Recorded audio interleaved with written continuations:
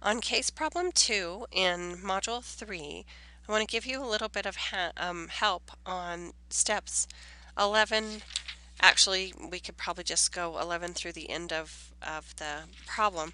This is a little bit difficult, and I want to just walk you through it. They don't give you any exact steps in the book. They expect you to look back in the chapter, and I think I can help you out. So anyway, in step 11, we're supposed to go to cell B17, and we are calculating the amount of federal income tax by multiplying the total pay value in cell B14 by the appropriate federal tax rate for an employee with a marital status in cell B7 and the withholding cells in B9. Okay, so to do that, we're going to use the lookup function. So I'm going to go to AutoSum, the AutoSum drop down, and go to More Functions. There's other ways to get here. I want to find the VLOOKUP. There we go. And then the value that we're going to look up is the marital status for federal withholding. That's the top chart there, the federal income tax. So the value we're looking up is here in B7. The table array is over to the right.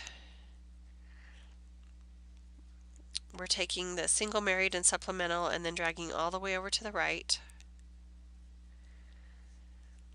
Okay, our column index is your instructions say to use 2.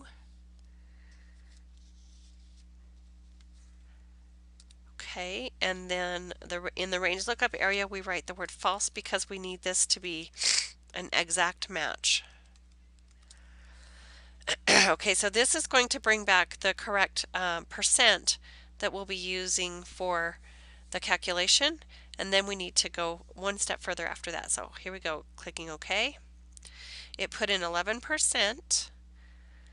Okay, and then I'm sorry, 11 cents. That's because it's already changed to dollars. And then we need to multiply that by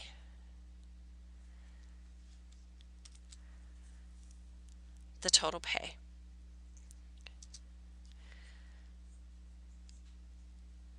So our federal income tax is $123.33. To get the Social Security, we just multiply the total pay times the Social Security tax rate. For Medicare, same idea. We multiply the total pay by the Medicare tax rate. And then for the Georgia income tax, we do what we did on the federal income tax. So we're going to do a VLOOKUP. On VLOOKUPs, I like to use the toolbox, the dialog box, because it's easier to fill it in than trying to remember how to write that out. Okay, so this time we're looking up the state marital status. And we're looking up in the table array at the bottom.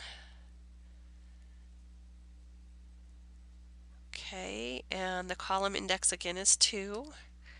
And we also need the false in here to make it exact matches.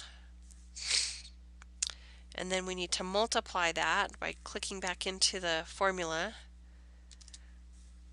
by our pay. Okay, so we have our state tax, Medicare tax, Social Security tax, and our federal income tax. Okay, next we do, what number are we on here? Step 15. We're going to calculate the total deductions, which is just adding up those 4 numbers that we just had. So that will just be a sum.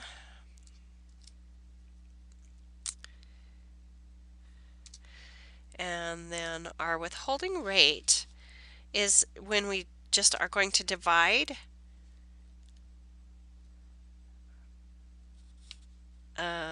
let's see, where am I at?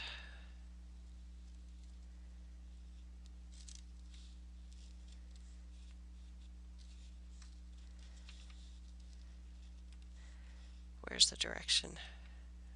Oh, the withholding rate, divide B22 which is our total deduction, by our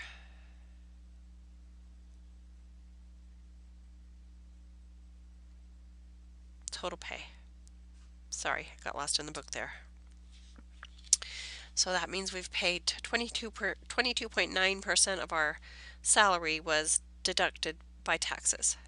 Sounds about right. And then last in B24, that we're going to calculate the take-home pay just by starting with the total pay and subtracting our total deductions. All right, the last step, excuse me, the last step in the book, or in 17, is to use the goal seek. And what Carol would like to see is how she could make $1,000 in take-home pay. All right, so we're going to open up the goal seek. I always have to look and figure out which tab that's under.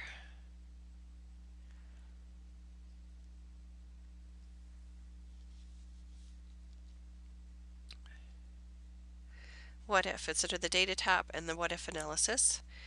And we want to set cell B24 to 1000 by changing our hourly rate.